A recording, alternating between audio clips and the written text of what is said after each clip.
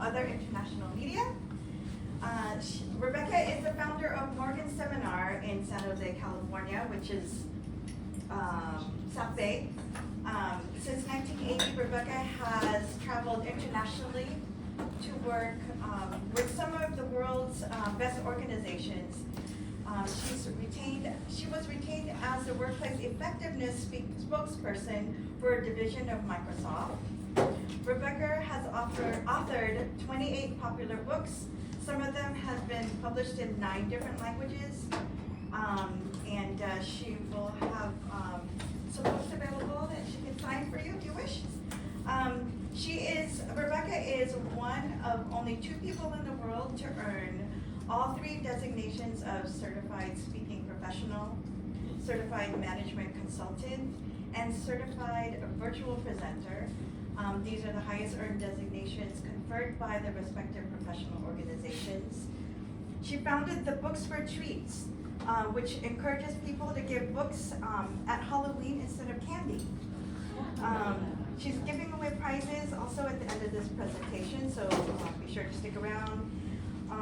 As a decades-long resident of Silicon Valley, Rebecca has worked with and studied the best companies to determine how they create effective team leaders. And today, she will share some key information from her book, Leadership Lessons from Silicon Valley, What Google and others learned about leading stellar teams. And I'll leave it to you, Rebecca. Thank you. Eleanor is who's responsible for me being with you today, so I want to thank her especially, but I want to thank you because I know that you have many things that you could be doing, recruiting, managing all those separations, the raises, all of that good stuff. Thank you for letting me eavesdrop on you for a little bit to see that you guys are normal. All of my clients are going through this. You're not alone, so don't feel like it's just your company or your industry. And what we talk about today will be relevant to you, especially in the retention area. It will be relevant to some degree in the recruitment area because of the culture and how the word of mouth spreads, but especially in the retention area.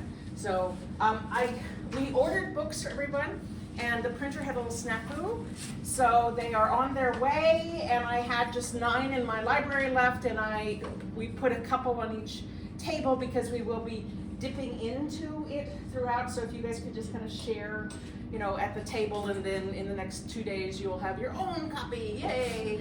Because many of the slides are in the book. I don't know if you've had a chance to look at it, but it's got the slides in the book because I found people were taking pictures of the slides anyway, so I thought, why not just give it to you in the book? Make it so much easier for you. Excellent. So I grew up in Silicon Valley. When I grew up in Silicon Valley, there were orchards, there were peaches and cherries and apricots. Anybody else from the South Bay? Yay, band. Anybody else? So now, of course, I'm going to try to not be in your way. Now, of course, it has yielded to a different kind of fruit. And Apple is our second biggest employer in Silicon Valley, 75,000 people, second only to the county of Santa Clara. So when I moved here, I don't come from a tech background, so I had to kind of learn to dress the part. So when I was 12 and moved here, aren't the glasses great? I wish I could find those glasses. I probably could now. So here I was at age 12, coming to Santa Clara, dressing in the local costume, as they say when you go abroad. And so mine was budding nerdette. And I did become somewhat of a geek, somewhat of a nerd, but I didn't come of age in a tech company, so sometimes the terms are unusual to me. In fact, you might also have been confused when you first heard this word algorithm. When I first heard it, I thought, I've seen him do the Macarena. But I never thought of algorithm. No, and then I learned, no, that was not what they were saying. They were saying something subsequently very differently. So for those of you outside of the Bay Area, I'm going to teach you, and even those of you in the Bay Area, I'm going to teach you a bar trick for how to tell people where Silicon Valley is. I speak around the world, and no one knows where Silicon Valley is. They think it's in Los Angeles. They have no idea. So we're going to give you a little bar trick. So hold your right hand to the screen like this is. Yes, got it? Okay, and then position your thumb so it's close to San Francisco, but so the where your hand comes together is right here at the South Bay. Okay? So this is your bar trick that now you know you can point out that San Jose or Silicon Valley, because it's more than really just San Jose, is right there where those come together. So sometimes I'm sharing this with a friend, or they say, you know, well, where's LA? And I said, well, LA's down here. It's about a 6-hour drive to LA, so that gives them substance. They typically know where San Francisco is, but they don't know where San Jose is. San Jose is about an hour south, and we allow San Franciscans, we allow you guys to call yourself Silicon Valley, even though there's really not officially, but we are trying to be gracious about it. So these are some of the companies that have main headquarters in Silicon Valley, if you're not good. And see this little blue dot? That's my house. I do not live in a round blue house though. But you can see I could ride my bike to eBay, or Adobe's one of my clients. I don't usually ride my bike to Adobe, but I could. They're all very close and close by. And so I call us the primordial ooze. Is Tesla still there, or have they maybe moved to Austin? There's a factory here. The headquarters Okay. is not here. For now. The factory's still there, so I left it on. I did take Oracle off because they did move. Okay, so I call it the primordial ooze of the future. And not that it's the only place inventing the future, there are many tech places around the world, but Silicon Valley has such a consolidation. Thank you, ma'am, appreciate it. She knows that I talk a lot. So, would you like to have your staff excited to come to work? Who would like that? Okay, everybody, you're in the right group. You didn't raise your hand. Are you just too tired from that merger? Too tired from trying to balance those things. No, I don't want to raise my hand. Okay, how about you want staff to share ideas on how to increase effectiveness? Who wants that? Okay, you're really tired too, I can tell. Okay, I'm shaking my head. okay, shake your head. All right, we'll count that. We'll count that. And thirdly, your staff solves problems without you. 2 hands. Yes. I sometimes get feet on that one as well as the 2 hands. Yes. So we only have 90 minutes together. I can't solve all of these, but I can give you some ideas moving toward them. All right. So that's our focus today. But first, I know you've just shared this with each other, but I want us to just focus on developing your leaders. So just take 30 seconds each. What is your biggest challenge with developing your leaders? And I'd prefer you do this in 2, although there's some odd tables, not the people at the table are odd, but the tables are odd numbered, and so there may be some 3s. So just 30 seconds each, come up with what's the biggest issue with developing your leaders right now?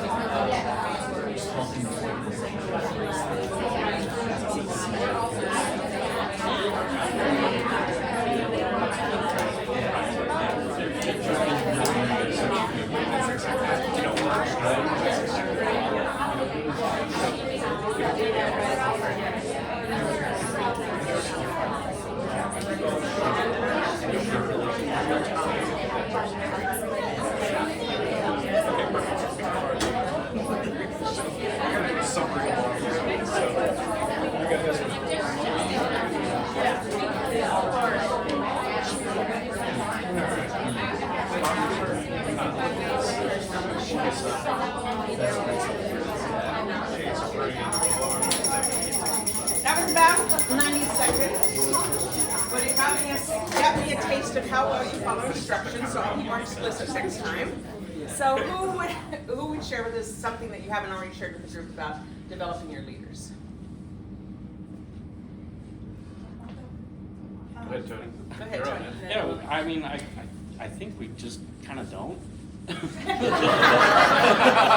mean, you get promoted for what you're doing really well right now, but we don't really train you for the next job very well. Yeah.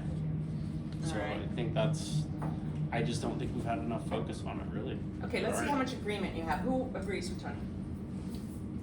Almost unanimous, yeah, that you just don't focus on it. And so what's the downside of that? They're not ready. Not ready. or they leave. Or they have other people leave, like Jim said. They Exactly. make other people leave. Yeah, Their so, turns, so or- they leave because they're not good leaders, or they leave because they see opportunities other places. So I know you mentioned the Gallup study, and so was that the 12 questions? Uh-huh. So, you know, one of the questions is, has somebody taken an interest in my growth? Have I been developed in the last 6 months? Hello? Yes, so, retention, I know, saw it. It's just another thing on the plate, right? Another thing to worry about. Great. Eleanor, what were you gonna add? Oh, our table, we talked about engagement. Getting leaders to engage with their team at a different level outside of, just getting to know them more, spending time with them, and investing in them, helping them develop. Okay, excellent.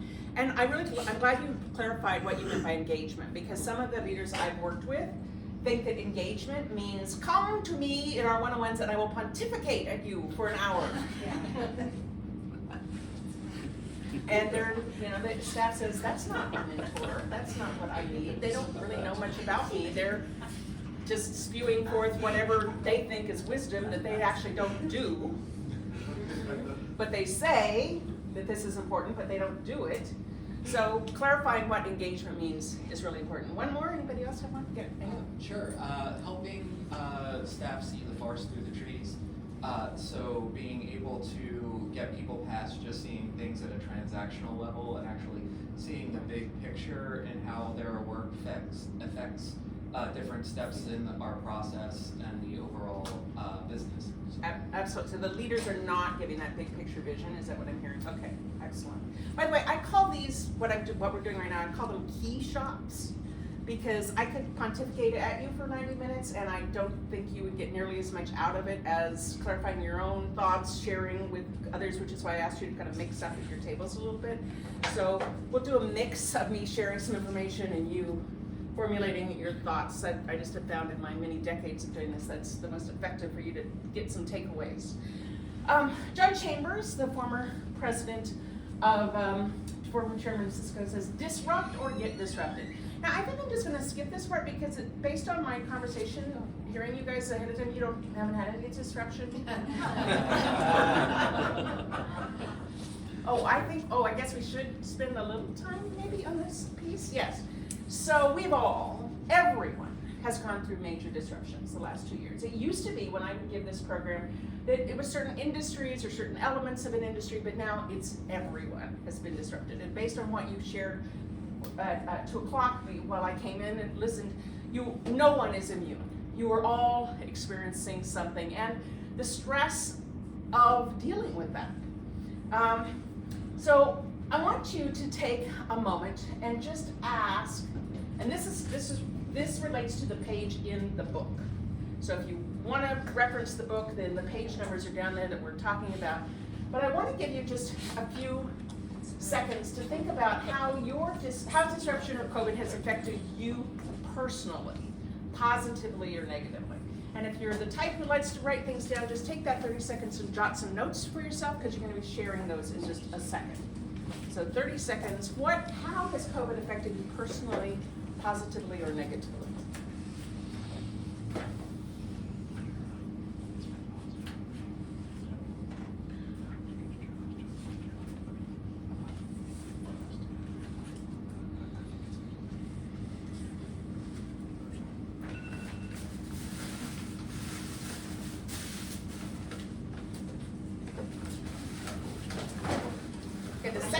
I'd like you to jot some notes on are, how has disruption COVID affected your organization negatively or positively? You've shared before the negatives. Are there any positives? If so, jot those down.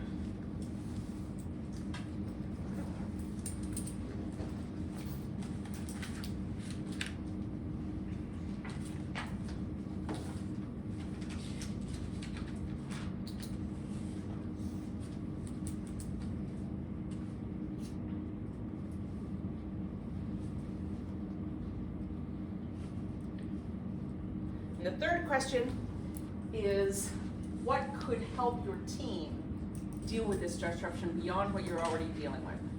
What do they still need that you haven't implemented? Take 30 seconds to jot yourself a note on that.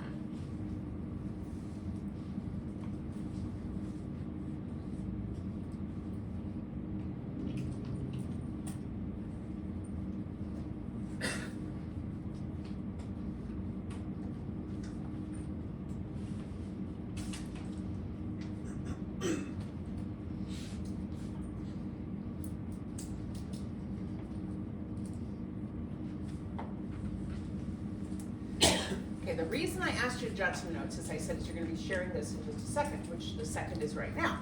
So I'm going to ask you to find someone in the room that isn't from your own agency, somebody that maybe you don't interact with much, and you're going to share just your answers to question 1. So I will change the slide to show the question you're supposed to be addressing. So you'll have that person, you'll each share for 30 seconds, and you'll hear this bell that Eleanor used, and that means find a second person.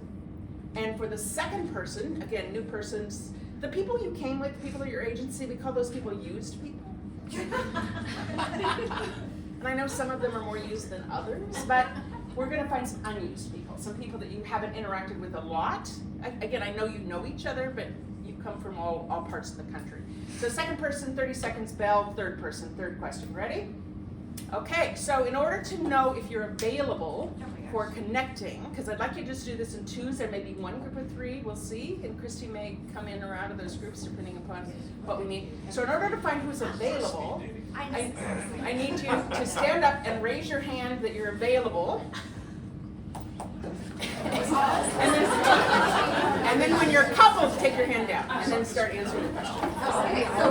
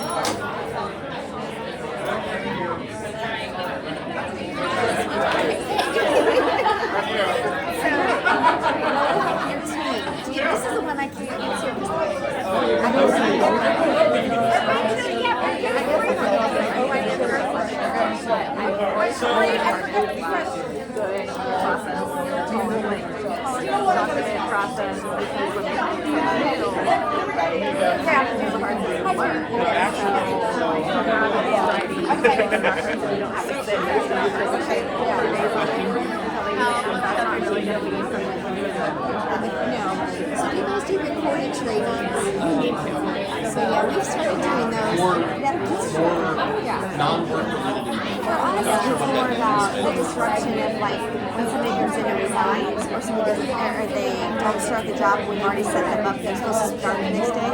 So that's our disruption. It's just like the staffing, and I don't know how to fix it. So we all just kind of go with we walk in each day, we're like, and so just to recognize it and just make everybody say, I appreciate all that you do.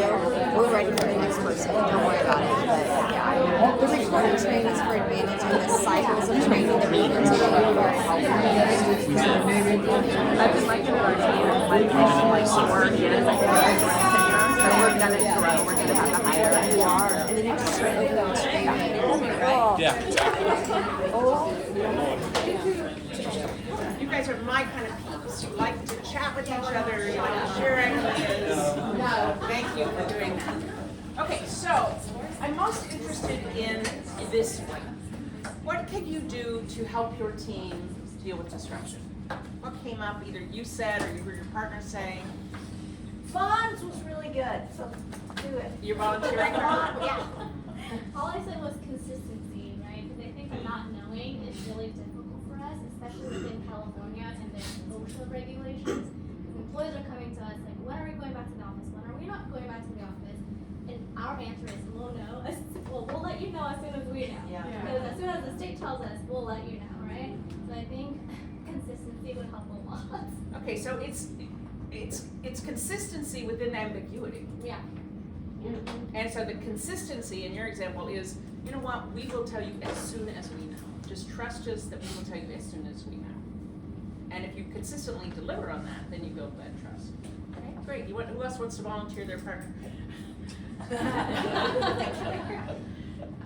Kelly had a good one. I forgot it. But more in-person engagement. More in-person. Non-work related. Yeah. Yeah. We're right. More in-person engagement about topics that aren't work related. Okay. Getting to know each other as people. Yeah. Okay, and how do you manage that if they're all if whomever you're dealing with is totally hybrid? It's a challenge. And it can still be done virtually, right? Yeah. And also to make sure that you're someone they want to hang out with. You know, if you are asking them to do something or inviting them to do something after hours, maybe they don't want to hang out with you. That happens a lot. So it's incumbent upon you to see if there's a trend, and if there's a trend, maybe you need to do some shoring up in your personality and your behaviors around them, so they do want to hang out with you, right? Okay. Any or not? Sure. So it depends on your priorities. Okay. How about one more? Anybody? How about one from the what has happened positively from COVID? Yes. What? I feel like we've gotten more green. There's not, we're not driving, so not using the gas. Everybody's not making 50 copies of every single piece of paper they see. So we have taken a step in the right direction with that. Okay. I thought you meant they were sick when you said they were green. I didn't know what you meant by that. Become more environmentally conscious. Yes. Which again goes back to an element of retention. That what we're seeing, as you know, is people want to work for companies that align with their values. Mm-hmm. And environmental consciousness is one of those things. Excellent. Good. All right, so I wanted to share with you, since we don't have a lot of time together, like I said, I'm going to take this huge element called leadership, and we're just going to drill down on one tiny piece called team leadership. And the reason I drill down on that is because if your team leaders, managers, are not, and leaders above them, are not creating a cohesive team, that's why, in part, not all, if they can get double their salary, they're going to be leaving, right? No matter how great of a manager they have. But if they have a similar opportunity, they're probably going to stay if they have allegiance to their manager. And again, in Gallup, that's what they showed, that people leave managers. They don't leave companies necessarily, they leave their managers. So that's why I wanted us to take our time to talk with this. Jack Welch says, building a great team is a leader's top priority. And yet, I don't think a lot is talked about in terms of team leaderships. Bernadette Reitman says leaders are defined by the quality of their teams, right? And Nasha Tamiru said effective teams may be the most vital ingredient for successful transformation and innovation. You work in an environment that's incredibly creative. I mean, that's what you guys do, right? So to keep being innovative, your team leaders have to be the best that they can be. Now, Google did a study and came up with the five top elements for creating effective teams. Have any of you heard of this study? It came out a few years ago. They did it internally, and it was called Project Aristotle. They queried over 180 teams worldwide. They included a mix of high and low performing teams. They did over 1,500 individual interviews with team managers and team mates, and they analyzed over 250 different team attributes. Now, they guessed ahead of time what they thought some of the attributes would be. If you could guess, what would see some of the things that you think might be key to a team leader's attributes or characteristics? High trust. High trust, okay, and I'm sorry, Beth? Empathy, okay. Collaboration. I'm sorry, I missed it. Collaboration. Collaboration. Vision. Transparency. Most of those are, I'm sorry. Good listener. Good listener. See, I wasn't listening. So those are elements of what they came out with. Those were not the specific five, and I think you'll be surprised when I tell you the specific five. So we just talked about that, and I'm going to give you the five. I'm going to explain each one, and then I'm going to have you vote. So if you vote, like Eleanor, you know the answer, so you can't vote. So the five are dependability, impact, meaning, psychological safety, and structure and clarity. Let me give you the definitions of each one so you're clear before you vote. Dependability, team members, let's try standing on this side. Team members reliably complete quality work on time, not shirking their duties. And you're like, that must be it, Rebecca. That must be the top one, because that is so critical that people deliver high quality work on time, right? Okay, let me give you the second definition. The second one was impact, the results of one's work. The subjective judgment that your work makes a difference. So impact beyond your organization, more toward the world or a greater purpose than just your organization. So impact, you say, well, that's important, especially for millennials now. We hear that. They want to make a difference in the world. So Rebecca, that must be the top one. Well, what about number three, which is meaning? Finding a personal sense of purpose in either the work itself or the output. So that's within the organization, within their job. They find meaning in what they do. Well, of course that's important, Rebecca. Again, the millennials say that that's important. Everybody thinks that's important. That must be number one, right? Well, what about number four? Number four, psychological safety and individuals' perception that a team is safe for risk-taking. Well, that must be important. That must be the number one. This last one, structure and clarity, an individual's understanding of job expectations and the consequences of one's performance. Well, that's critical. You have to know what the expectations are, and you have to know if I'm going to get a bonus if I do them, right? That must be important. Okay, so get ready to vote. So, so who votes for dependability? Nobody? Did I miss a hand? Who votes for impact? Who votes for meaning? Oh, look at that. About half of you vote for meaning. How about psychological safety? Maybe a third of you. How about structure and clarity? Oh, look at that. So before I reveal the answer, I need a drum roll. Oh, wait. I need more drummers. Okay, ready? Oh, hold on. Sorry. Okay, what mattered most? Tony? Was anybody surprised? Those of you who didn't vote for it are surprised, right? Even those of you who voted for it, were you surprised that that was number one? Psychological safety is by far, the most important of the five. It doesn't mean the other four are not important. They are important, but this is key. This is central. And so that you have a complete, so we're back to our hands. So psychological safety, dependability, structure and clarity, meaning, and impact. Those are the 5. And they're in your book, so you don't need to really take notes or a picture if you don't want. So at some point later, we may want to go into the other 4 in more detail, not here, obviously, but I want to go into some more detail. Now, there's 7 elements of psychological safety. I'm going to give you an overview. I'm not going to go into all 7. We're not going to dig that deep today on that. Back to Natasha, who works at Google. She says, who is on a team matters much less than how team members interact. That's the psychological safety, right? Structure their work. That's the dependability and the structure and clarity. And view their contributions. That's the meaning and impact. So it doesn't matter as much about who's on the bus as it does how they are interpreting their work, how they're seeing their work. And Julie was in charge of the Project Aristotle, and she said psychological safety was by far the most important of the 5 key dynamics we found. It's the underpinning for the others. So if there's no psychological safety, then it doesn't matter what the other 4 are. So when I told you that this may be relevant to your retention issues, you see that if people feel that they're not psychologically safe at work, they're going to be looking for more opportunities. Now, is it the only thing? Of course not. Of course not. But it is one key element in there. I'm going to go into, Amy Edmondson, Dr. Amy Edmondson, is the one who came up with this term in the late 90s. And she says it's a team client characterized by interpersonal trust and mutual respect in which people are comfortable being themselves.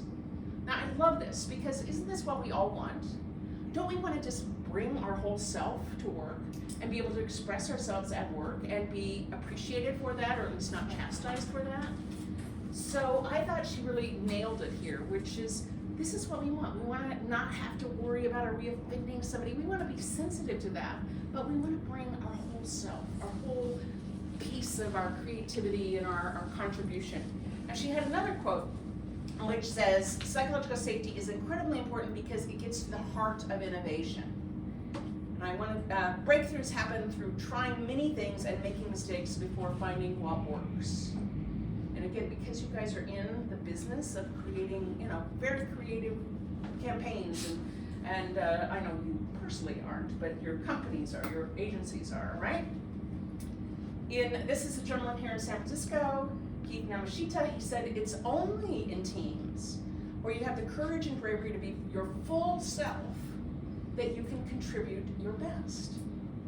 Only in teams, he says, where you can contribute your full self and keep the courage. It's the only place where creative leadership can thrive. The only place, he says. All right? LinkedIn did a survey, an internal survey. They said 82% of the LinkedIn employees feel that they can be their authentic selves without fear of different treatment or punishment. I think that's remarkable. Anybody else think that's remarkable? 82% feel that they can be their authentic selves without fear? How fabulous is that? So you need to ask yourself, if we asked our agency employees that question, do you, feel that you can be your authentic self, would you get 82%? Really?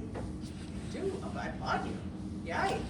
Might be a good question to ask them at some point as you're trying to stem the flow. It has a major impact on performance and retention, he says, if they feel they can be their authentic selves. Glint, which is now owned by LinkedIn, they said of the professionals they queried who said they are proud of the company they work for, 47% say it fosters a culture where they can be themselves. You see a theme here? So I wanted to give you some data beyond just Google, that these other companies are doing research and collaborating. And it's not just one data point, it's many data points that are coming back to saying the same thing. Glint also said the #1 factor in keeping today's professionals at their jobs for more than 5 years is psychological safety. And I know some of you said you had people that have been there 2 years, that 55% of your people have been there 2 years. So you want them there 5 years or more. And we'll come back to the how in just a second. So here's the signs of feeling psychologically unsafe at work. One of them is afraid to admit mistakes because you think you're going to be chastised, you're going to be punished in some way. It's not going to be good if you admit your mistakes. Dr. Edmondson's original research was done in hospitals. She found that the hospitals that had psychologically safe environments allowed everyone on the team to admit they had made mistakes, even the surgeons and the nurses and the medical professionals, right? And they used it as a teaching tool for each other of, I made this mistake and here's how you can avoid it in the future. And that cut down the number of mistakes, as you would guess, going forward, because they admitted it, they felt free to admit it without any sort of ramifications. Now, I have no idea about the liabilities. I think this was all just done internally, of course. They are less likely to share different points of view. If you, in your team, if the boss says X, there's not a sense that, I think Y. Or, I don't see how X is really gonna work. You can't say that in a psychologically unsafe team. There has to be the safety to be able to go, you know what? I think we need to keep exploring this. I don't know that that's the solution. There's probably another solution we haven't even come up with yet. Oh, I'm sorry. Oh, Carlos. I'm going to tell you my story, Carlos. So Carlos, is a friend of mine, was a manager in a Silicon Valley company, and he talked about working in a psychologically unsafe environment. He said, when I mentioned feelings in a meeting, someone would invariably shut him down. Now, this was a tech company, and they were engineers he worked with, and they would shut off the conversation, and perhaps offer a joke. It was clear one should not admit one's feelings or anything other than working hard. You couldn't say I'm struggling, or I need some help, or I need some guidance. You couldn't say that on his team, and it shut him down, and he eventually left because it was unclear for him. You may remember this plane crash. I know the San Franciscans remember it, I'm sure. 2013, we had a plane crash at Asiana Airlines. And when they went back to the transcript, they found that the co-pilot did not speak up, even though there was alarms blaring because they were coming in too low. When he was interviewed afterwards, he said, I didn't feel it was my duty to speak up. That he was in a culture where it was not okay to counter the captain. He did not speak up, and as a result, 3 people were killed and 187 were injured. Now, that's a pretty dramatic case of not speaking up. So what about in your agency? What happens if someone doesn't speak up? If the boss, if the manager is going in the wrong direction, where they think he's going to, are they allowed to speak up? What happens if they do speak up? If they don't speak up, something not this dramatic, but something dramatic could happen. Something bad could happen.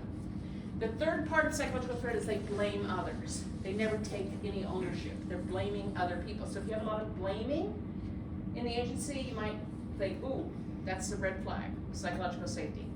They do only the minimum required, just enough to get by. Nothing extra, they don't go the extra mile. It's like 5 o'clock, I'm out of here. They are disengaged.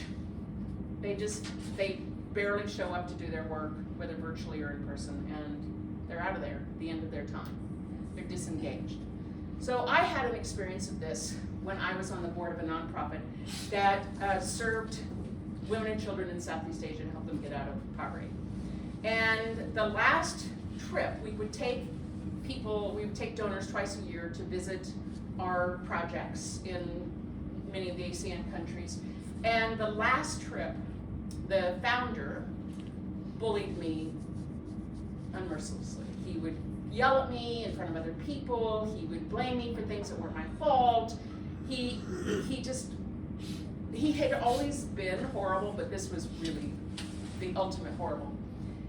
And I was with this trip. I could have left, but I felt compelled to stay and at least complete the trip so that there's some continuity, because I did a lot of the on the ground stuff that he didn't really know about. So my mantra, after he yelled at me in public twice, was, you know what? Not my circus, not my In other words, if something goes wrong, I used to step in and take care of it. Nope, not doing that. He's gonna do that now. I'm just gonna I'm doing the minimum, if you will, back to that previous slide, that I need to do to make sure that our donors are taken care of and have a good experience. But I'm not doing anything extra like I usually do. Not my circus, not my monkeys. Do you have any people like that? No names. But that's a sign, a clear sign they're disengaged. I'm not gonna do anything but within my parameters. And I did that. And I eventually, when I got back in the trip, I resigned from that board because I was just not willing to do that anymore. Have any of you ever felt psychologically unsafe at work? Yes? Yeah, it doesn't have to be this job. It's just, I have. I felt psychologically unsafe at work. It's not fun. So let's talk about what the signs of psychological safety are. And they're not just the opposites of what we went through. Oops, I'm sorry. But they're close. So the first one, comfort admitting mistakes. Admitting mistakes too, and this is important for you all too, because you are the leaders. So it's important for you to publicly, at least publicly within the team, to say, you know what, I screwed up. I made a mistake. And if you cannot say that, then you're probably not in the right role. So you have to model for them, I messed up, and allow them to say that too. In fact, one of my friends has a prize for people who made a mistake each week. And you say, well, doesn't that encourage them to make mistakes? And he goes, no, not really, but it encourages them to admit them, so other people can learn from them as well. Google found that the fastest way to improve psychological safety was for everyone to share at their team building what a risk they had taken that week. Doesn't have to be, I succeeded at this risk or not, it's just they shared a risk that they had taken that week. The second element of psychological safety, learn from your failure. And again, you might want to publicly admit this or admit it to the person that you made the mistake with. I'm working with a coaching client right now, and he tends to be pretty abrasive. And so I'm having him go back to those people that have been offended by his abrasiveness and say, you know what, I want to apologize. And I want you to know that I'm working with an executive coach right now so that I can be better. I can be better. So people have a regard for that if you admit to it and then you look and you learn from it, all right? Michael Eisner of Disney said, if our people are not allowed to fail, encouraged to take risks, and know they're not going to lose their jobs if they fail, then we'll never really succeed.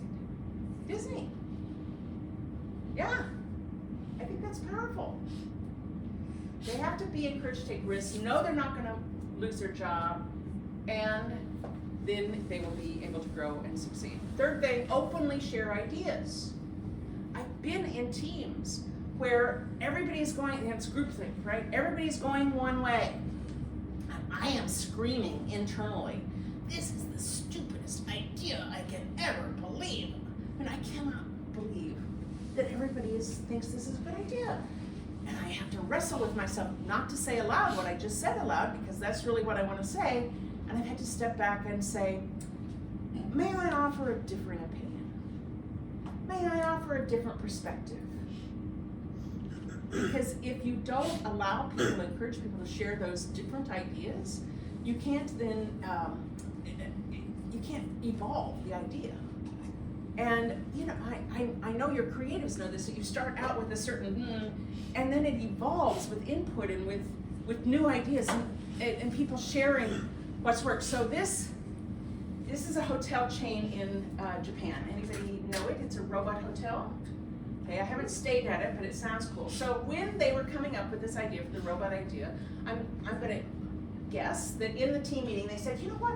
Why don't we make the receptionist robots have those 1950s little pillbox hats, and how cute. People want to take their picture with them. It'll go viral.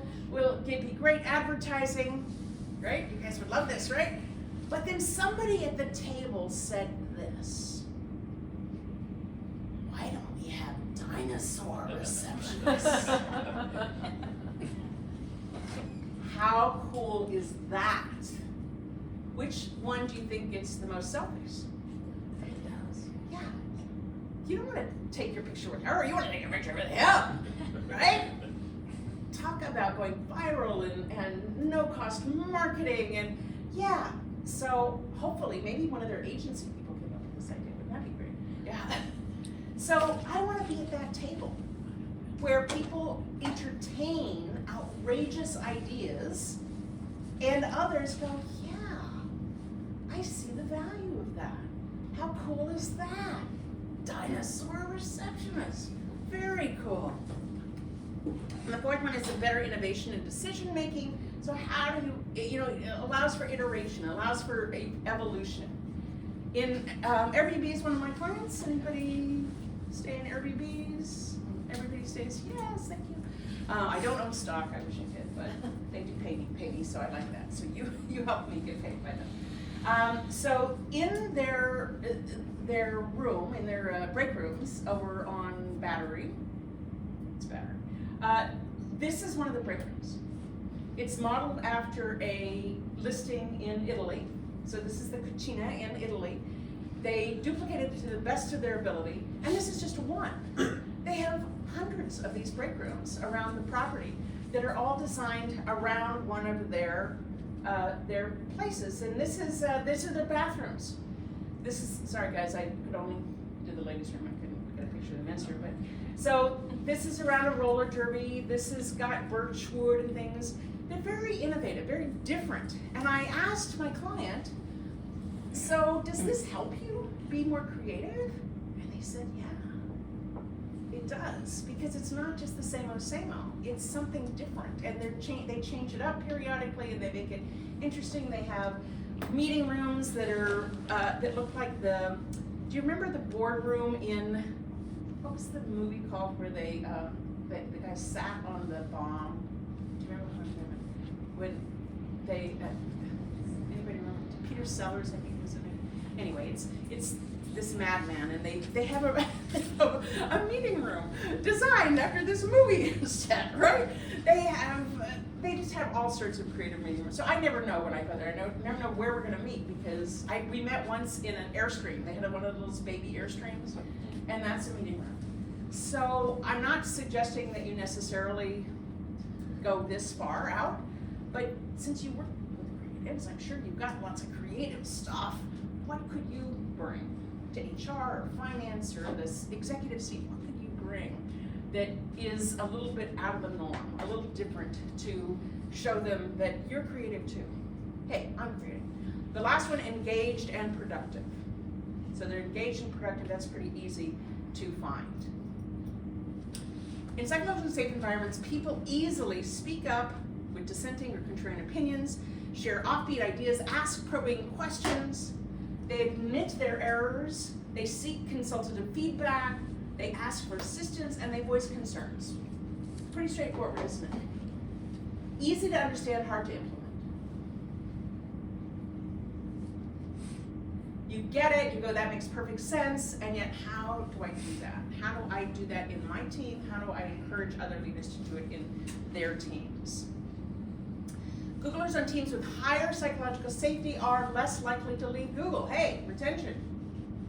They're more likely to embrace diverse ideas from teammates, things that are dinosaur receptionist kind of ideas. In fact, I love reading about all these different projects that Google has around the world. Like they have one called Project Loon. Does anybody know about this? Where they launch these hot air balloons over underserved areas, like in Africa or in Asia or places where there's no internet connection, and they have internet connection in these balloons that float over the area to give people internet access, because when they have internet access there, they can have all sorts of e-commerce, freelancing, etc. They can expand their capabilities significantly. So who would have thought that Google did something like that? But that's just because they thought it was a cool idea. And they didn't do it to make money. They rated as effective 2 times as often by the executives, and they're more likely to bring in revenue. In fact, let's look at the revenue team, something that you all are interested in, I'm sure. So the target sales revenue is that line. On psychologically unsafe teams, they didn't even make their target. They were 19% below their target. But on psychologically safe teams, 17% above their target. That's significant. So a lot of times we say, well, this is really fluffy stuff, this is soft skilly kind of stuff. We've got data that shows it's not. It's bottom line stuff, absolutely. In the best teams, members listen to one another, your point, listening, and show sensitivity to feelings and needs. So we're talking about being sensitive, that if somebody says something that seems a microaggression, that there's some conversation or someone feels comfortable to go and say, I didn't, that didn't sit well with me, or I took that as a kind of insult or a microaggression, and that there's room to talk about it and to help in the future, help someone in the future. LinkedIn's culture trends, the key to hiring, keeping top talent. If you don't have these, if you don't get these, I encourage you to, because they're relevant to you. The largest skill shortage in the U.S. is, who wants to take a guess? What do you think the guess is? The largest skills shortage in the U.S., even now. Is it nursing? Nursing, that's one guess. Who else has a guess? It's more global, it's less professional. Cybersecurity, good guess. Truck driver. That's what I was thinking. Right. So it's not specific to a profession, it's more above, so I'll give you the answer. You ready? Could I have another drummer? See where the drummers are. Soft skills.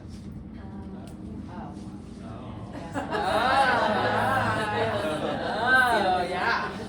Not quite. So we're short 1.4 million people, million professionals with competent soft skills. Communication is the #1 skill in demand in all 100 metro areas that LinkedIn looked at. Communication skills. Yeah, who would have guessed? Yep. Seth Godin, I'm sure many of you know Seth Godin, he said, let's stop calling them soft skills. They may be soft, but they may be skills, but they're not soft. Because soft, it has some denigration to it. It has some like poo-poo, that's just soft skill stuff. Seth thinks it's so important, he calls them essential skills. You might have heard that term. I don't know that he coined that term, but other people use that term now, essential skills. Leaders have to communicate. Managers have to communicate. Staff has to communicate well, or else you're doing rework and you're having people leave because they're not communicating properly. This is also the LinkedIn chief economist. He says oral communication is the very first of the three.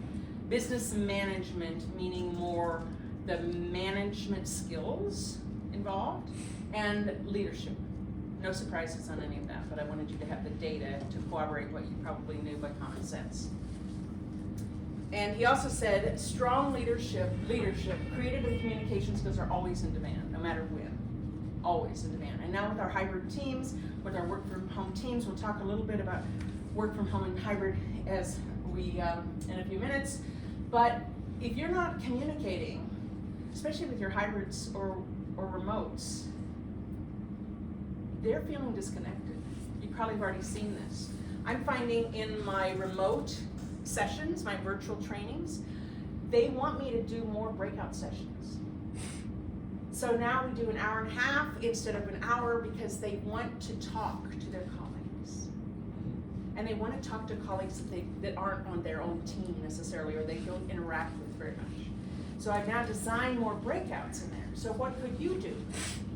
If you have a meeting, maybe you splinter them up. Maybe you put them into groups of 2 or 3 if you're having a virtual meeting to talk about some important issue that you want to get some brainstorming on rather than the whole group being together. And you also may want to have more frequent meetings with those people one-on-one, the hybrids, the people remote, the off-site people. Have more frequent meetings with them one-on-one because they want to feel connected. And many of them are feeling lonely, they're feeling disconnected by not being with you all there in person. 89% of executives report that it's difficult to find people with soft skills. Have you found that? You found that? Some yeses? So you corroborate this. A lot of people. This CEO spend 20% more time, let me go back, reading and working on their own skills, is what it said. Let me we'll come back. I got excited for a second. Here we go. Spend 20% more time learning soft skills than the average learner. So it's not like they get to the C-suite and they say, I'm done learning. They continue to work on their soft skills. They continue to work on their people and leadership skills. 65% predict people skills are going to have a strong impact on the business over the next several years. I think it'll be in perpetuity. I think we'll continue to see the people skills. So it's like when you are attracting people, how are you testing for their people skills? What are you doing to test for the people skills? Because if they're leaving after 6 or 8 months, maybe they're leaving because they get a double salary. That's certainly viable. And maybe they're leaving because they are not feeling that the people skills of their team or their manager is what they need, what they want. So when you're hiring, maybe have some conversation, if you don't already, about their expectations about communication. You know, what do they need to do, perform their best from their manager? Some questions like that to see if they're a good fit, especially for that manager. 57% said senior leaders say soft skills are more important than hard skills. More important. Now, here in Silicon Valley, I find that fascinating because we value the technical so much. But every high-tech company I've worked with, they brought me in to improve their people skills. Good thing, because I don't have great technical skills. So that would not be good. And all generations want their leadership and management. They want to build their leadership management skills. So the assumption is, oh, when you get to be 50, 45, 50, then you say, I'm done. I don't need to improve it. But no, the research is everybody wants to improve this.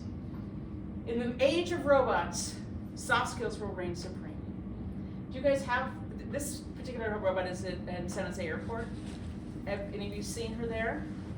Or, I don't know if SFO has these yet. They have, at SJC, they have robot baristas now. So you go up to a almost unpersoned, unstaffed coffee area and you type in your order and the robot does its thing and then gives it to you. They only need a person to do the refills, to refill the units. They don't need a real person to make all that. Imagine what they're saving. Hotels, I don't know if this hotel has one, but hotels now have robots deliver room service. They have robots deliver your food at restaurants. So as we're seeing this great recession, great resignation, and this shortage in all industries, not just yours, people are automating. You can't really automate. That's not a viable alternative for you guys. But it does maybe free up some people to train to be part of the team if they have the right training. And we saw that during during COVID, that people were retraining during their time, during the 2 years off, so that they could start at another job, a better job for them. Well, this is exciting. It doesn't want to go. There we go. The world has changed from a command and control model. Oh, I think I might have turned my remote off. Let's see. Oh, there we go. Toward leaders who can coach and empower, a difficult skill set few professionals possess. We go back to the discussion we had at the beginning of this about what are you doing to develop your leaders? Are you helping them learn how to coach?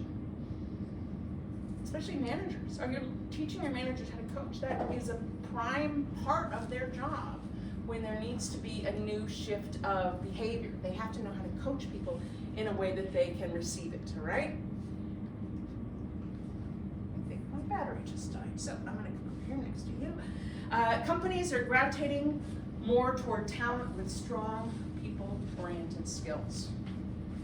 That's kind of duh, isn't it?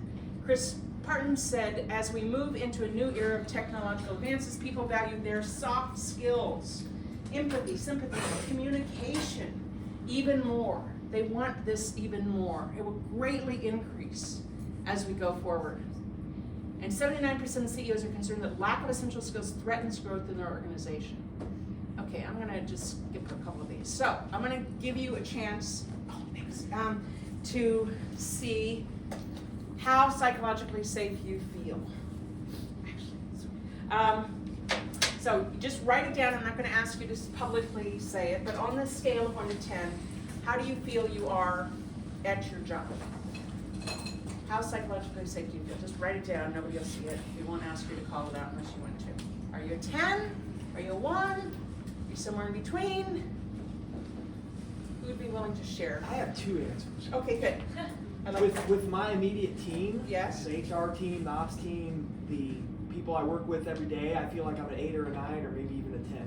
Okay. But because of COVID and because we've hired so many people that I literally don't know, like I did their offer letter, but then we reopened our offices, and the other day it was an embarrassing moment where some girl says to me, "You don't know who I am, do you?" And I'm like, "Hell no, I don't know who you are. I did your offer letter, but you started 4 months ago and we just reopened."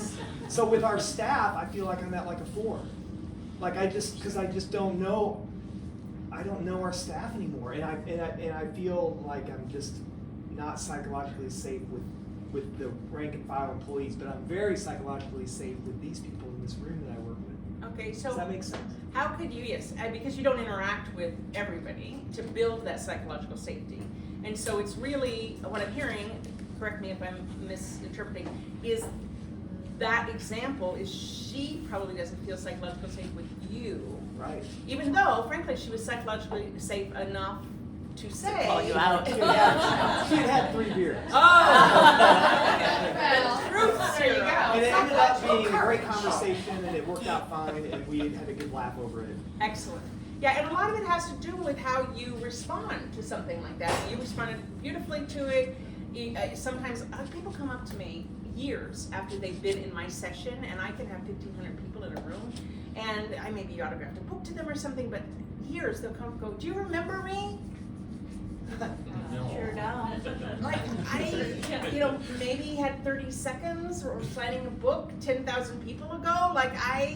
And it's awkward. It's hard, so it's kind of my equivalent of what you're saying. I got lucky because I had just asked someone that reports to me about this girl the day before, and I said, just yesterday I was asking Cheryl how it's going with you. You did? Yeah. I just couldn't put your face to the name. And your nose didn't grow, so she knew that you were telling the truth. Excellent. I got lucky with who it was. Okay, but I like your distinction. With your immediate team, you feel psychologically safe. And with others, maybe they may not. That's the question. So I'm going to ask you actually to take a little assessment here. In fact, if you want to take a picture of this, because this is on my website, and you can have your team take it. It's free. It's a Google Doc. And if you want, I can make them specific to your agency. Right now it's just a generic one, but at least it might be a good place for you to start. So if you ask your team members, "Hey, why don't you go take the psychological safety test survey," and we can discuss it. They don't have to share their answers, they can just discuss it. So you ready to take the assessment? I thought it would be easier if I just read it to you, so get something to write with. Pen, pencil, crayon, and something to write on. And again, we won't ask you to share this publicly unless you want to. I won't call on people. Okay, everybody got a pen, pencil, crayon? Okay, so I'll read it, and then I'll give you a couple seconds. I'll say it twice so you hear it. Okay, the first one. I speak up when I disagree with the prevailing opinions. I speak up when I disagree with the I'm sorry, hold on. There's a scale. Sorry. I took out the scale. So the scale is just 1 to 5. So 1 to 5, 1 is yes, bigly, that's the highest. Let me see if I still have it on here. I thought we were going to do this a different way because you would have all had books, but we didn't. Okay, there's. Sorry about that. 5 is the. Okay, so shall we start over? Number 1. So give yourself a number after I read the question, and then we'll add up your numbers at the end. There's only 10 questions. I speak up when I disagree with the prevailing opinions. Give yourself a number there. Number 2. My contrary opinions are listened to respectfully and there's no punishment for voicing uncommon perspectives. My contrary opinions are listened to respectfully and there's no punishment for voicing uncommon perspectives. Number 3, I commonly do more than is required because I want to, not because I'm pressured to. I commonly do more than is required because I want to, not because I'm pressured to. Number 4, I freely bring up problems and uncomfortable issues. I freely bring up problems and uncomfortable issues. Number 5, I feel free to take risks without fear of negative repercussions. Number 5, I feel free to take risks without fear of negative repercussions. Number 6, I can easily and openly ask for help without concern of looking inept or stupid. I can easily and openly ask for help without concern of looking inept or stupid. Number 7, I don't feel team members purposely undermine my efforts. I don't feel team members purposely undermine my efforts. Number 7, oh, I'm sorry, that was number 7. I was just checking to see if you were with me. Number 8, many of my unique skills and talents are valued and utilized. Many of my unique talents and skills are valued and utilized. Number 9, I've not experienced team members blaming others for my mistakes. I've not experienced team members blaming others for their mistakes. That's how it reads. I've not experienced, so in other words, I've not observed other team members blaming others for the mistake of that person. And number 10, I feel fully engaged. I feel fully engaged. Okay, add up your numbers. Again, you don't have to share publicly if you don't want to, but here's the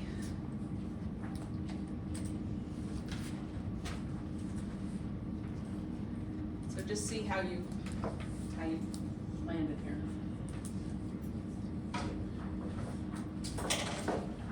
Okay, I would like you to share just your feelings. You don't have to share your number, but your feelings about your number with one other person at your table. So,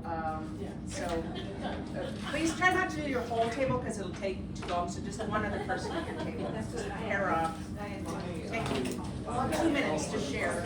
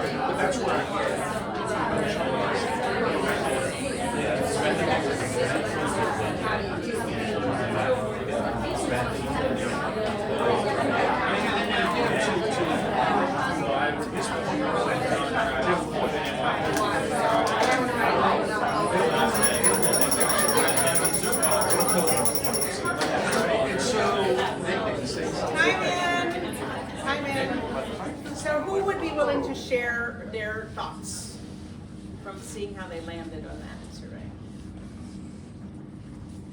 My Texas friend, aren't you? Okay, You're I'll do it. usually one of the first, so. We, and Slingshot, at least on my team, I can't speak for everyone.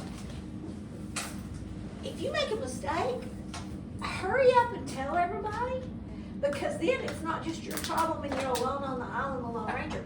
Share it, and then we can all be together and we can solve the problem together, and it's a fabulous learning opportunity. If you don't screw up, then we don't get that great opportunity to learn. So just come, and we did have a team member, she's probably been gone 5 years now, and she wouldn't admit her mistakes, and she would blame others, and eventually she left. But I think since then, everybody is, we encourage that. As soon as you make a mistake, let's all own it together, figure it out. It's not negative, it's a chance to learn, it's awesome, and we'll cheer around it. All right, so how did you feel about your results, your number? I feel great about it. Okay. But I'm the CFO, and our owner is kind of intimidating, and I feel like I have a financial responsibility to tell him everything. I mean, I'd say, oh my God, that's really the dumbest idea I've ever heard. If you love it, I will go along with it, but I have to tell you right now, I mean, everything. I'll tell him, we have an employee that's a senior person that has a family of 4, and he's the only one that works, and he's decided that health insurance is stupid because they're all healthy. And I'm like, oh shit, I've got to tell Owen that this employee thinks health insurance is stupid because they're all healthy, even though they're 40, the parents are 40 and the kids are little. You have to have health insurance. It's stupid. How are we gonna, but I have to tell him everything that I think is a risk, and it's my financial responsibility. I would not be able to sleep at night if I didn't come tell him. It's what you get paid for. It is. I mean, that's how I think all of us are kind of in Yeah. a role I where we have to. are. We get paid to be the bad guy.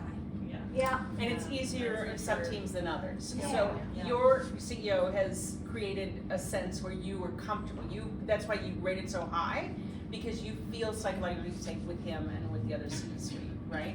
Completely. Okay. And I hope that the same feeling, and Jim and I talked about this, I hope that my team feels the same way, and I think they do.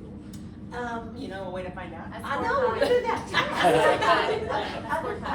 I think they do, because we've celebrated, when you make a mistake, that's great, then we can deal with it. Okay, excellent. Right, Andrew? Sure, so I had all 4s and 5s except for a 1 under the people blaming others for problems. And so, you know, and I think that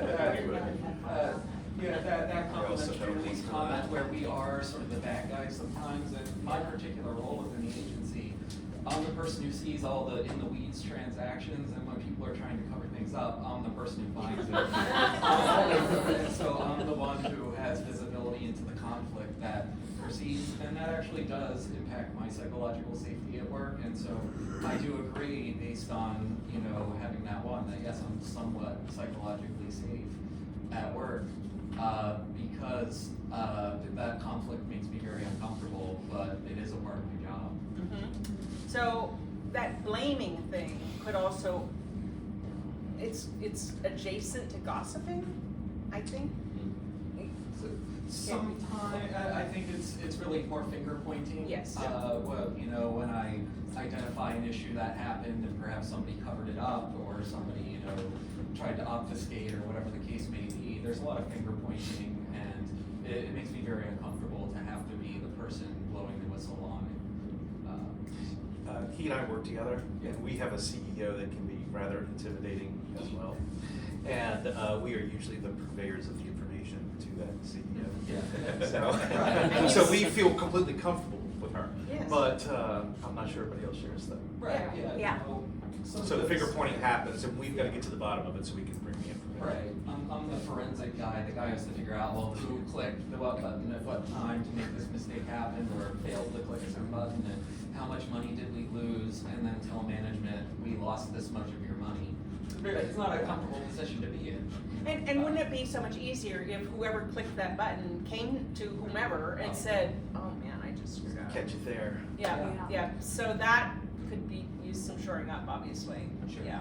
And I created this survey, so this is not Dr. Edmonds' survey, this is my survey, that I just, we're seeing so much of these examples in my client companies that I said, it needs to be a safe way where people could go and take it, it's anonymous. I mean, I see who answered, but you don't see who answered. And that's why, if we have a private one, I would still want it to be anonymous. But then we can roll it up for your agency and you can see. But any of you can take it now, it's free, so do that.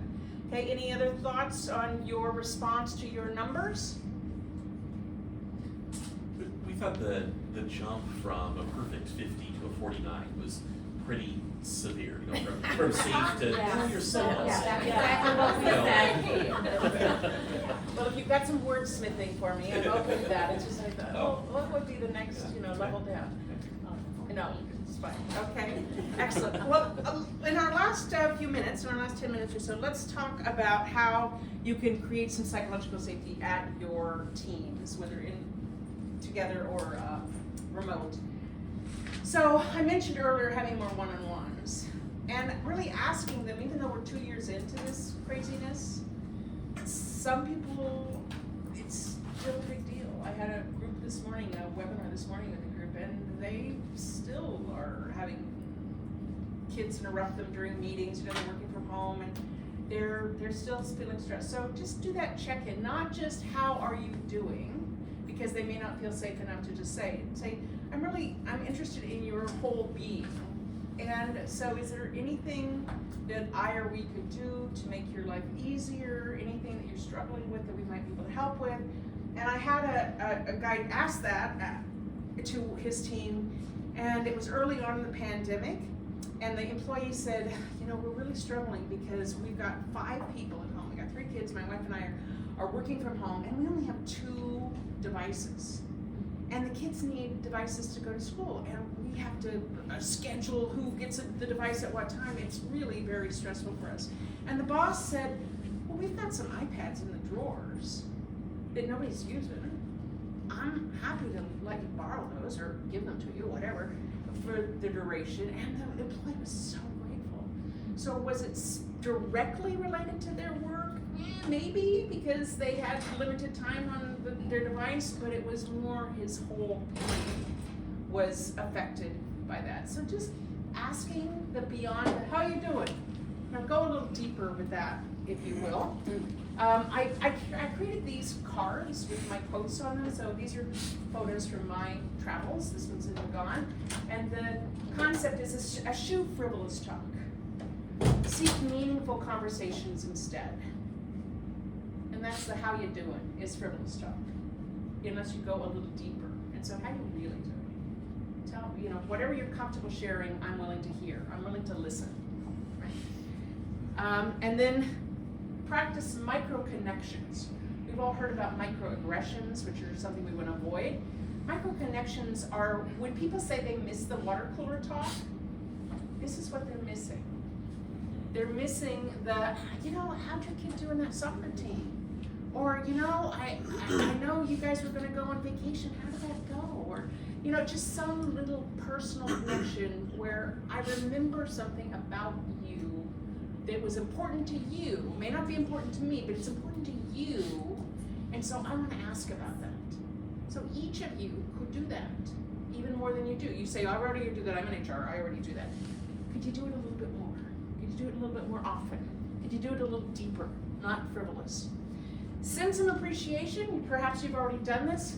One of my clients sends out goodie bags. She was doing it monthly for a while. She said, we send monthly care packages. She calls them we care packages. Not just care packages, we care packages. And at the beginning it was snacks, and then it would be some logo wear, it would just be something. I have a team of interns. I give them Jam Juice cards, or Starbucks cards, or Amazon cards. Just little, it doesn't have to be a lot. But I send that to them because they're all remote. I have interns around the world. I've had 50 interns during the COVID. I've never met any of them. And so I just electronically send them these little, I care about you. Thanks for doing a great job. Doesn't have to be a lot, but frequently. Little things frequently. And then giving verbal hugs. I coined that term because we can't physically hug people so much at work anymore, but we can certainly verbally hug them. Verbally hugging them is, Van, I really appreciated that call we had a few weeks ago. You really gave me some great insights into who these people are. And thank you for the warning. No. So I'm giving her something directly and something that is true and something that's from my heart that, I really appreciate the time that you and Eleanor and I had together. So what are some verbal hugs you could do regularly? You could do daily, weekly at least. And some people they get into the habit of making a list of their team members and saying, okay, today's that verbal hug day for that person, until you build that habit. Help others appreciate something you admire about them that they may not. Something you noticed in them that they may not see as a superpower for them, but you think it's a superpower. What could you do to acknowledge something that you think they do especially well that they may not see it? Okay. And then give them some grace. Because we're all been stressed for 2 years, we screw up. We say things that we shouldn't say. We are late for meetings because we've got other things that take our priority. Grace goes a long way, and people really appreciate it when you do give them some grace. When you do have to tell them, like you were saying, the bad news, then see if you can couple candor with kindness. If they do have a performance issue, lead with kindness. Candor is important, and so is kindness. Too often we just blurt it out, and it drives people away. It separates them. It has them start looking for jobs, depending on how you handle those performance issues. Honesty without caring is abuse. If you're just honest about you screwed up, you cost us this much money, blah, blah, blah, then that, I think, is abuse. Plan some team fun. You may already do this. I know this far into the pandemic, people have gotten so used to the segregator hunts and the trivia nights and the beer bus and the bring your kid to work day, bring your pet to work day, all of those things. They've gotten really used to it. So plan some fun, but, this was one of my clients. It was in the summer of 2020. They were all shut down.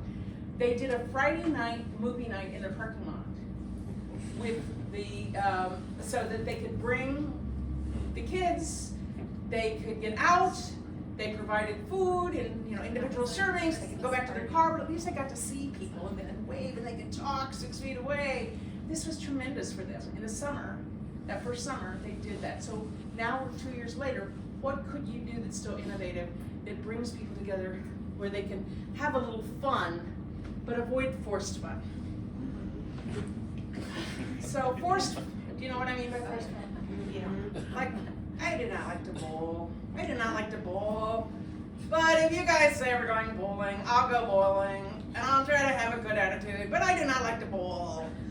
So let them come up with the ideas, and so it's not just top down. Let them come up with what they think is fun, because what you think is fun may not be what they think is fun. If you think playing Scrabble is hilarious, so much fun, and they do not, then it's not fun. They feel forced into it. So that's why you want the team, and you can even alternate. And then back to the comment early on about listen more deeply. Listen more deeply. Listen to the tone of voice. Listen to what's not said. Listen to the gaps, the silences where they don't feel that they can really say the truth. Mark Cuban said, for a company to be successful, you need to listen to your employees. You need to be authentic with them, and you need to understand what's important to them. And then this professor, Jim O'Toole, said, this is really an important one. This is in your book. Yeah, as one's power grows, one's willingness to listen sinks. I'm going to pause there. There's more to this quote, but I want to pause there. As one's power grows, one's willingness to listen shrinks. Don't be this person. Don't be that person. Don't let your CEO be this person whose willingness to listen shrinks. Because one thinks they know more than their employees, or because seeking feedback will come at a cost. When you stop listening, you create that disengagement. Okay, what were we doing? We talked, oh, I'm gonna go back to this one. I created this word, leaderful. Yes, it's not a word, I made it up. And it's something I strive to do. It's an aspirational thing. Great leaders strive to fully understand others' ideas and perspectives. They respectfully ask probing questions without arguing. Let me tell you a quick story. So a number of years ago, I was newly elected to my association's board of directors, National Association, big deal. And I was having a conversation the first year with one of our long-term members who happened to live in San Francisco. And every year we would alternate where our conventions were because people like to see different parts of the country, right? So he came up to me one day and he said, Rebecca, I have this great idea. And already that's a warning, right? Don't you, when people say they have a great idea, it's like, oh no, what are they doing? Okay, so great, Tom, what's your idea? My idea, Rebecca, is that we have a convention, our conventions every summer in San Francisco. Well, being new to the board, I still knew that that was not really what our members wanted. So I said, well, Tom, people like to go around to the different cities. They don't like to just go to one city. But Rebecca, San Francisco is beautiful. Yes, you're right, Tom, it is beautiful. It's a beautiful place. Rebecca, it's the #2 destination, tourist destination in the world. I know, Tom, it's a beautiful place. But Tom, the hotel rates are really high. And you know how cheap our members are. They don't like to pay the San Francisco $350 a night hotel rooms. They like the $99 Quinta Inn kind of thing, right? He said, oh, Rebecca, we could get sponsors. They would pay to come because it's San Francisco. Okay, pause.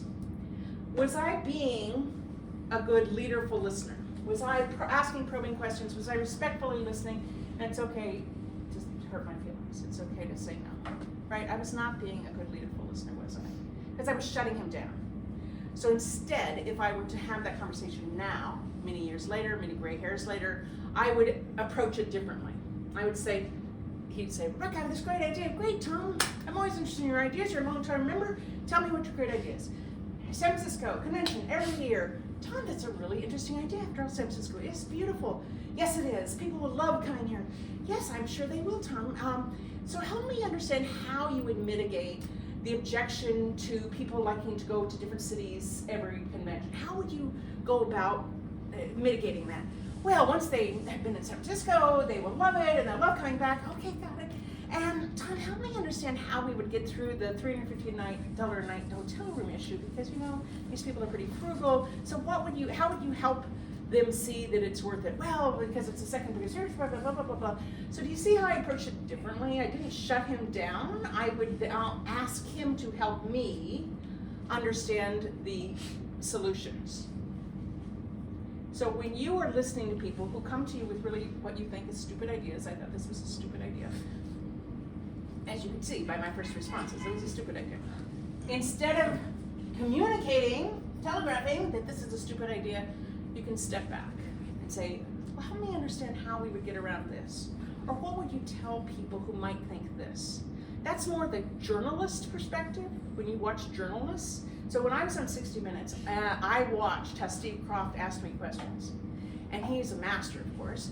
And he would ask it as if, well, what do you say to people who? Or how would you address it to those people who think? It was never him countering. It was, oh, this is different. This is, So I know you know that, but I wanted to just express that. All right, I think that's about it. Oh, yep, let's recap. So what is the #1?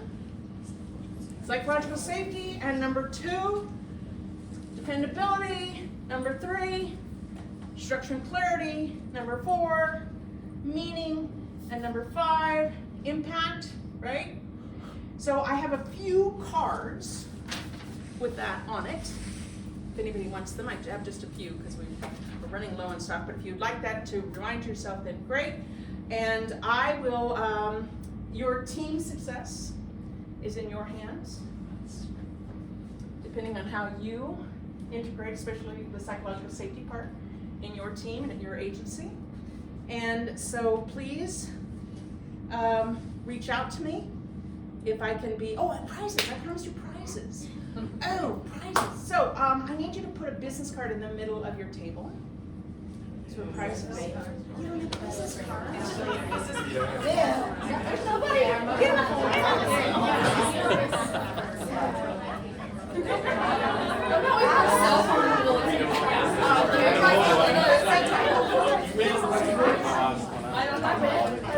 Wow. Just one, she won. Okay, so anybody's birthday today? Anybody's birthday today? Birthday this week? Birthday this month? Okay. Not this one. What's your date? 28. 28? Oh, mine's February. We're in March now, so you by default get this one. So this is my 28th book, and it's one of my favorites because it's got all of those cards that I just showed you in the book, along with the lesson about it, as well as the story of where in the world that was taken and my story about that. So please come up and get this. Did you sign it? Yes, I will sign it Oh, afterwards. excellent. Thank you. All right, and my second prize is, so you guys are February what? 6th. Okay, you're the closest, 24th. Okay, so 24th, you get my book, Life Lessons, Insights and Information for a Richer Life. So I'm going to just tell you the story of, I have a mermaid on the front of I'm in a mermaid suit on the front of this book. So I was speaking at a conference in Brunei, which you may know is a very conservative country, where the women do not go on the public beach in bathing suits, they go in full regalia.